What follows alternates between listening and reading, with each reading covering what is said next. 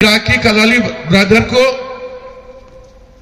BC 2 से BC 1 में सम्मिलित करना है, जोड़ना है।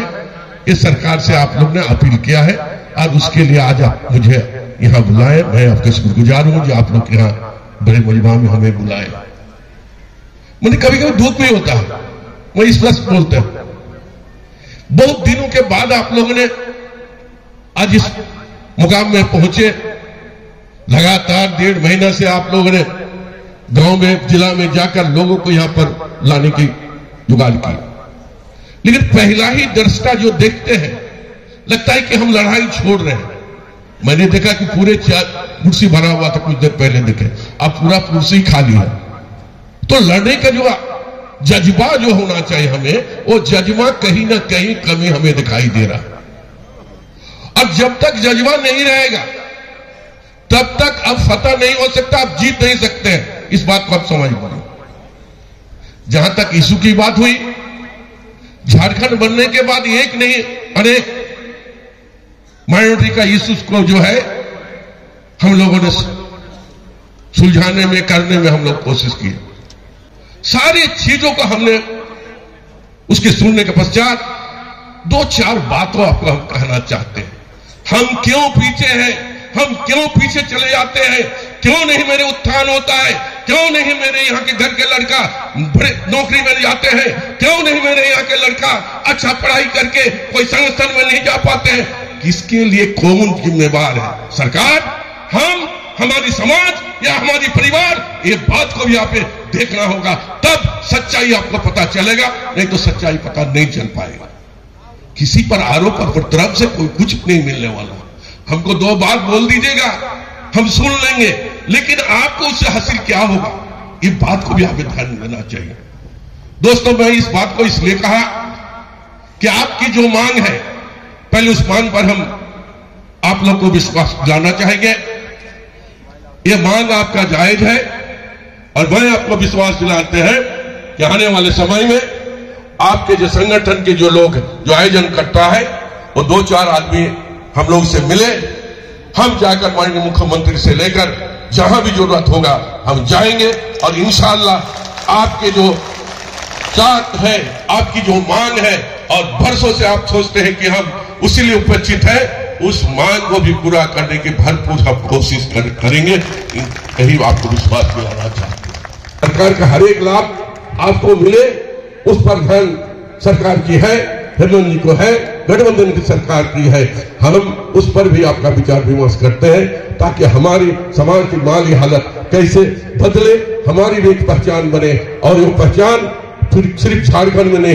और अगर आज भी, आज के 21वीं सदी में भी आप लोगों को आरक्षण के लिए यहाँ पे हमें सम्मेलन करने की जरूरत पड़ी है, तो अगर कुछ चीज फेल हुआ है तो वो हमारा सिस्टम, हमारा सरकार।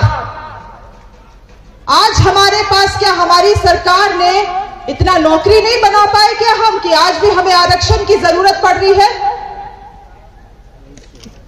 आज भी क्या हम बड़े बड़े कंपनियां क्यों नहीं खड़े कर पाए, उद्योग क्यों नहीं खड़े कर पाए यहां झारखंड में,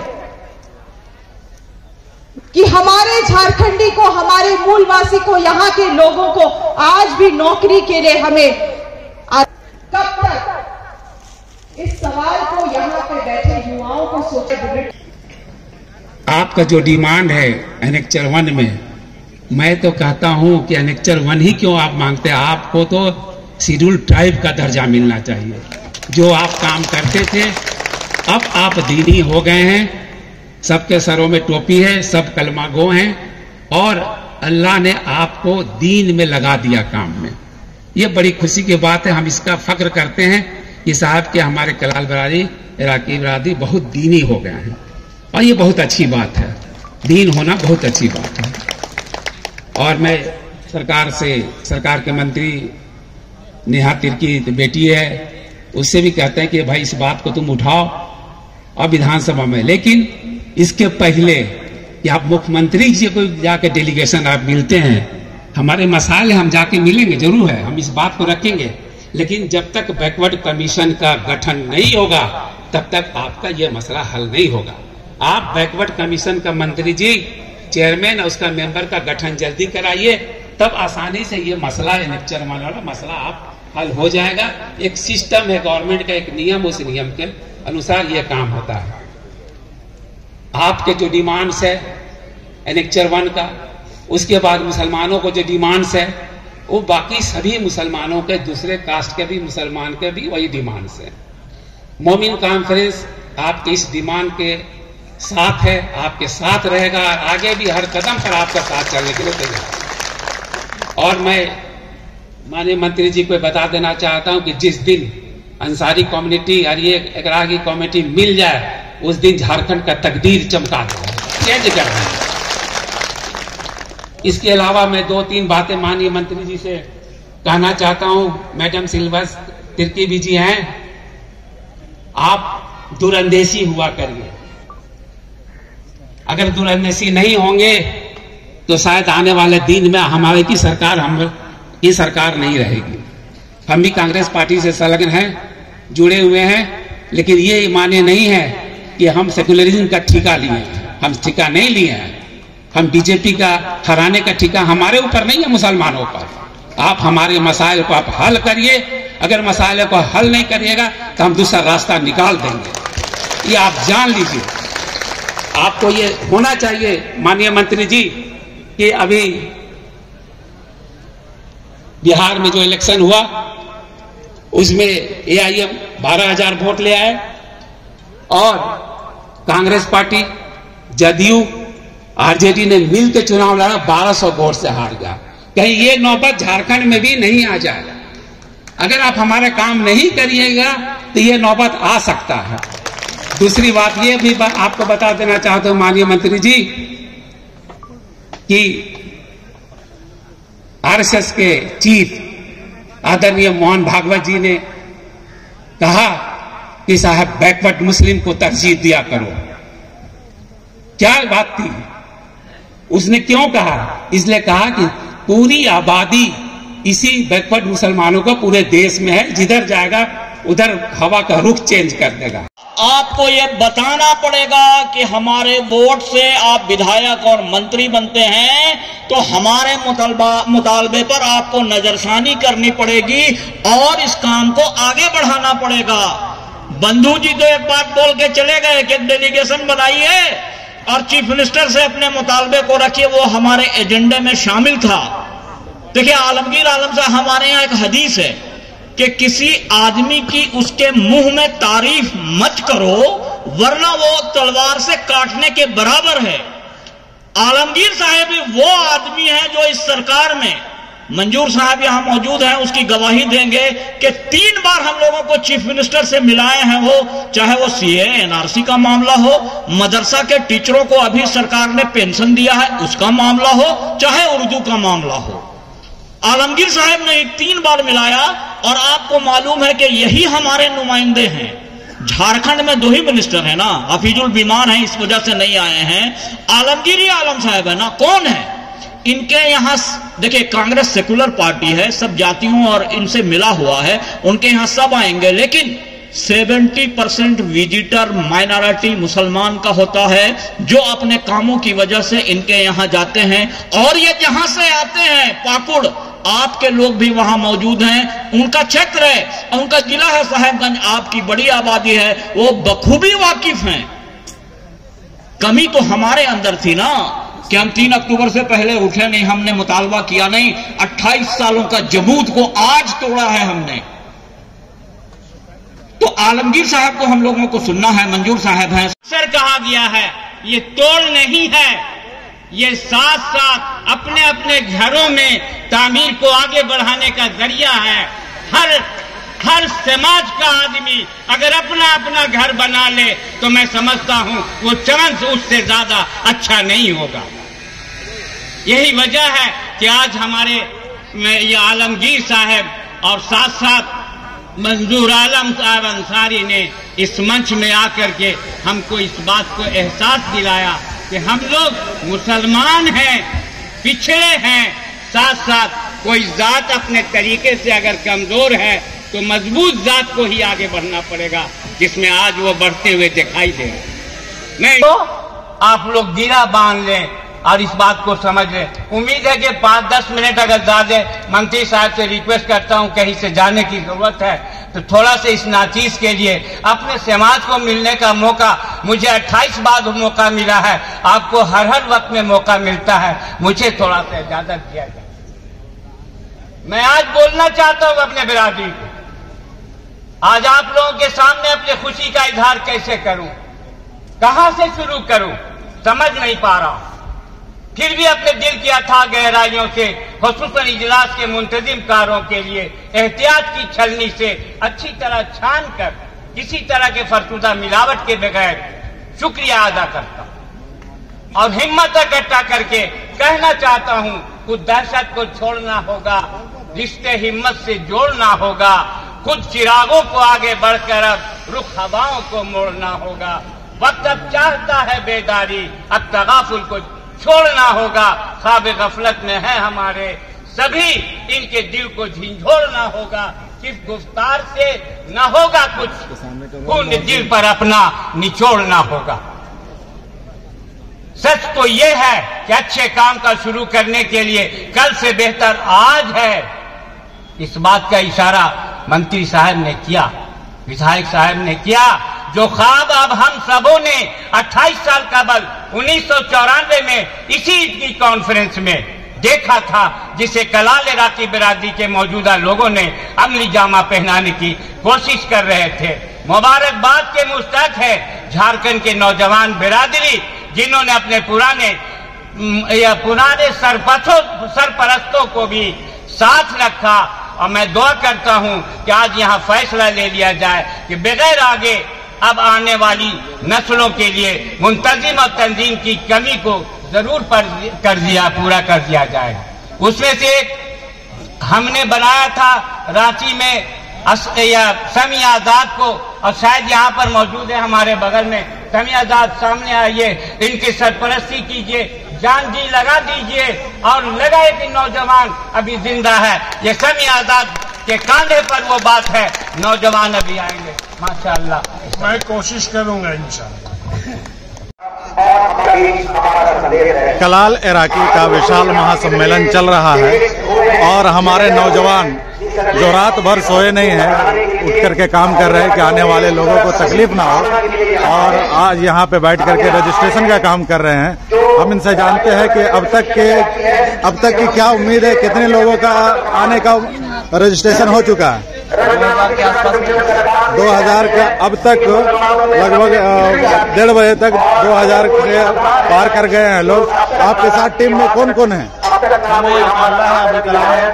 और बहुत सारे हैं। ये वो नौजवान हैं जो रात में जग करके आने वाले मेहमानों के लिए काम में लगे हुए हैं, और हर फील्ड में कोई ट्रैफिक देख रहा है, कोई कुछ देख रहा है, और कुछ लोग रजिस्ट्रेशन देख रहे हैं। यहाँ खाना फ्री है, नाश्ता फ्री है, चाय फ्री है, पानी फ्री है। ये देखिए एक साहब हमारे पानी पी रहे हैं। बहुत अच्छा स्वागत है हमारे, हर लोग अपने से स्वागत कर रहे हैं। जैसा हम लोगों का जैसा सोच था कि हमारा प्रोग्राम सक्सेस हो जाए, तो हमारा सोच से भी बढ़ के आदमी आ रहे हैं और हमारा साथ दे रहे हैं। बस अब हमारा गुजारिश है कि सरकार भी हमारे बात को सुन ले और BC2 में जो हमारा है वो आरक्षण BC1 में हो जाए। बिल्कुल, ये अबुल कलाम साहब ने बहुत अच्छी बात कही कि मेरी मांग यही है कि सरकार हमारी बात को सुने, और आने वाले मेहमानों को ये किस तरह का कूपन दे रहे हैं आप? तो ये देखिए, ये कूपन दिया जा रहा है आने वाले मेहमानों को, कि ये कूपन के जरिए आने वाले मेहमान खाना खाएंगे, ये आप दिखा रहे हैं। और यहाँ पे रजिस्ट्रेशन का काम चल रहा है। कलाल इराकी विशाल सम्मेलन में निःशुल्क स्वास्थ्य शिविर भी लगाया गया है।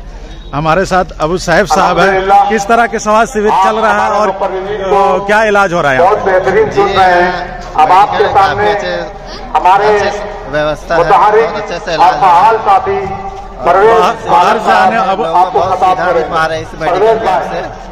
बहुत अच्छा है यहाँ बहुत अच्छा यहाँ काम चल रहा है। इस विशाल कलाल इराकी सम्मेलन में हर कोई अपना सहभागिता दिखा रहा है, हर कोई चाहता है कि हम इसमें मदद करें। मदरसा मोहल्ला यूथ गुरु हमारे नौजवान साथी जो रात भर जग करके काम किए हैं, ऐसे नौजवान साथी को हम सलाम करते हैं। और ये नौजवान साथी क्या कुछ है, अब तक के कितने लोगों ने किस तरह का इंतजाम किया? जितने भी लोग आएंगे के लिए क्यों नहीं 30,000 भी लोग आएंगे, का इंतजाम किया गया चाय के लिए। बहुत सारे जगह में चाय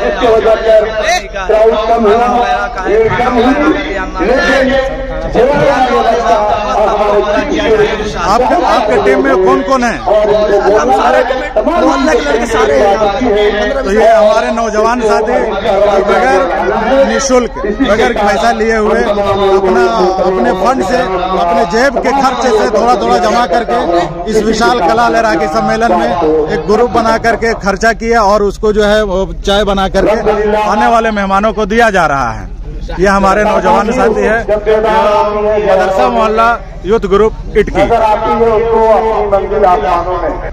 कराची जिला के इटकी के नौजवान साथी के जज्बे को सलाम, जो हर कोई चाह रहा है कि हम आने वाले मेहमान का खिदमत करें, उनको कैसे ज्यादा से ज्यादा सहूलत पहुंचा। हर कोई चाय बांट रहा, कोई बिस्किट, और आज हमारे एक साथी पानी लगाए हुए हैं ताकि आने वाले लोगों को प्यास बुझाई जा सके। पानी जो है सबील लगाया गया है। क्या कुछ है हमारे नौजवान साथी से सुनते हैं। ग्रामीण विकास में जी बोलिए। कितने लोग अब तक आपके इस टूर पे आ रहे हैं और आपके इस जज्बे को हम सलाम करते हैं। क्या कुछ मैसेज है आपका? हमारे यही मैसेज है कि हमारे जितने भी मेहमान हैं उसके पूरे इस्तेकबाल अच्छा करे, अच्छा से अच्छा करे, और जितने भी मेहमान हों सब खुशामदीद से रहें, बढ़िया से खाए पिए, हर चीज का सुविधा किया गया है। यहाँ पानी से लेकर खाने तक और बिस्किट चाय वगैरह सब कुछ फ्री है। इन नौजवान साथी के पूरे झारखंड सलाम कर रहे हैं। और ये देखिए हमारे एक साथी पूरा बैच लगा के ट्रैफिक निजाम को भी देख रहे हैं। हर कोई अपने अपने स्तर से जिससे जहाँ तक हो रहा है काम कर रहा है। आए हुए सभी सम्मानित इस स्टॉल में कला लहराकी विशाल सम्मेलन में हर कोई अपना अपना स्टॉल लगाया है। इस स्टॉल में क्या कुछ है इन्हीं से जानते हैं। क्या कुछ है शहाबुद्दीन भाई? बिस्मिल्लाहिर्रहमानिर्रहीम। इस स्टॉल लगाने का मकसद ये है कि जो बच्चे पैसे के अभाव में हायर एजुकेशन में नहीं जा पाते, हमारा मकसद है उनको हम लोग स्कॉलरशिप के रूप में देते हैं। और विदाउट कंडीशन इसमें हम जो स्कॉलरशिप का पैसा देते हैं वो कोई कंडीशन नहीं रहता है, बस गार्जियन को रहने और खाने की व्यवस्था करते हैं। और कॉलेज का जितना भी फीस होता है वो हम केवल करते हैं। जो समय कलाल जिंदाबाद, जिंदाबाद जिंदाबाद, शेरे बंगाल जिंदाबाद, जिंदाबाद जिंदाबाद, जिंदाबाद जिंदाबाद। मुबीन हाशमी हमारे हमारे 1994 में जो आंदोलनकारी थे BC2 के लिए आंदोलन किए थे, अली कलाल साहब पहुंच चुके हैं। उनका पूरे प्रोग्राम के तरफ से, इक्की के तरफ से खैर मकदम करते हैं और स्वागत करते हैं। और हमारे सुप्रीम कोर्ट के वकील जनाब असलम अपना कदम रखती है और मंच पर पहुंचते हैं। अली कलाल जिंदाबाद, जिंदाबाद जिंदाबाद, अली कलाल जिंदाबाद, जिंदाबाद जिंदाबाद, असलम जवान साहब जिंदाबाद, जिंदाबाद जिंदाबाद, जिंदाबाद जिंदाबाद, जिंदाबाद जिंदाबाद, असलम जवान साहब जिंदाबाद, जिंदाबाद जिंदाबाद। आइए भाई, आइए। पूरे झारखंड में कलालों को BC1 में आने से इंशाअल्लाह। अच्छा, आपकी जिम्मेदारी यहाँ बावर्ची खाने में था। साकिर भाई का बाइट करो।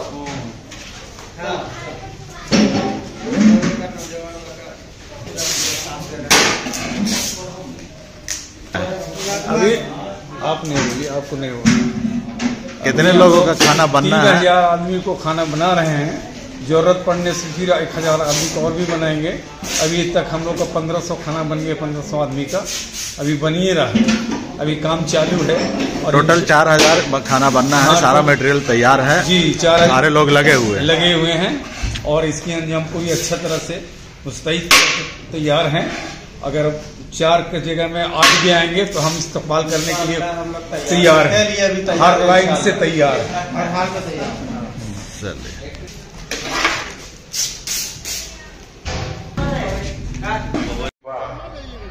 समझ न जाएंगे हम। मुंशिर अहमद अंसारी जी और इस मजलिस को संचालित कर रहे हैं। आज रांची इटकी में विशाल कलाल इराकी सम्मेलन हुआ, क्या कुछ कहेंगे सर इस पर? किस तरह का प्रोग्राम हुआ और क्या मैसेज गया?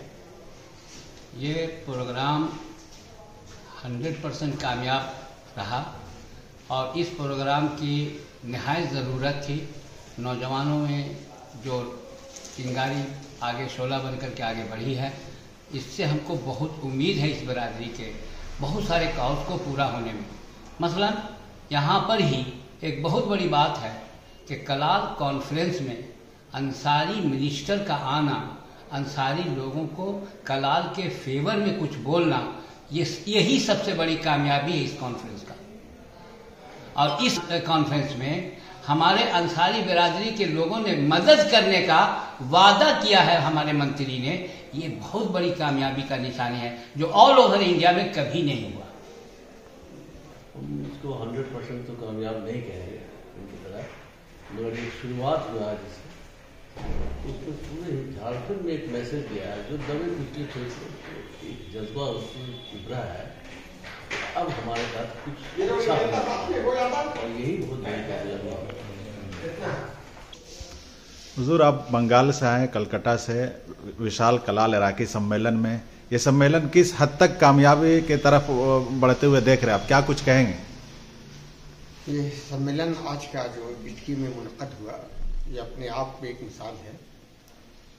और इसी इटकी की सरजमीन पे एनेक्शर 2 इसको मिला 1994 पे, और आज फिर इसी इटकी की सरजमीन पे एनेक्शर 1 का ये मशाल जलाया गया है। और हमारे मंच पे जितने मौजूद थे एमपीज और एमएलए, उसके अलावा दूसरे भी हमारे जो पॉलिटिकल लीडर थे, उन्होंने पूरा आश्वासन दिया कि आप लोग इसको सिस्टमेटिक तरीके से आगे बढ़ें और हम लोग इंशाअल्लाह ताला इसको दिन एंड देयर एनेक्शर 1 में हम आप लोगों का रजिस्टर करवा देते हैं। एनेक्शर 1 से हम लोगों को जो फ़ायदा हासिल है ना, इसका बेइंतहा फ़वाइद है।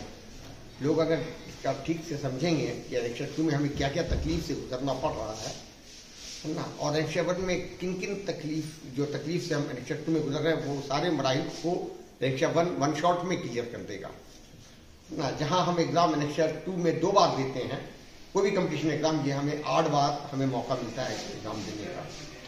उसके अलावा एनेक्शर 1 में हमारे जो भी सीट्स है, चाहे वो मेडिकल का हो, IAS का हो, UPS का हो, और उसके अलावा और जितने भी कंपटीशन एग्ज़ाम हैं, ये सबों में सीट बहुत ज़्यादा है।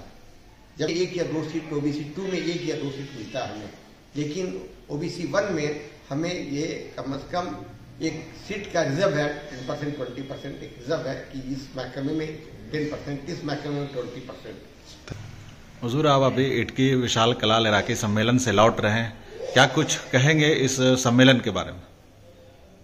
हम आज के सम्मेलन से संतुष्ट हैं। जो खुले इजलास से जो संदेश दिया जा सकता था समाज को, सरकार को और मीडिया को, वो तमाम हम देने में कामयाब हुए। जहाँ तक के तकनीकी तौर पर बरादरी को एनेक्शर 1 में या प्रिमिटिव ट्राइब में जाने का मामला है, ये लीगल प्रोसेस है, और जो प्रोसेस शुरू होता है वो राजनीतिक प्रतिबद्धता के बाद ही होता है। जो आज हम उसको किसी तौर पे करने में कामयाब हुए हैं, आज का कामयाब इजलास इस बात की गवाही देता है कि जो जिस बुनियाद पे भी अगर कोई निगेटिव हो, वो आज के बाद अब वो निगेटिव नहीं रह पाएंगे। यही मेरे कामयाबी का बुनियाद है।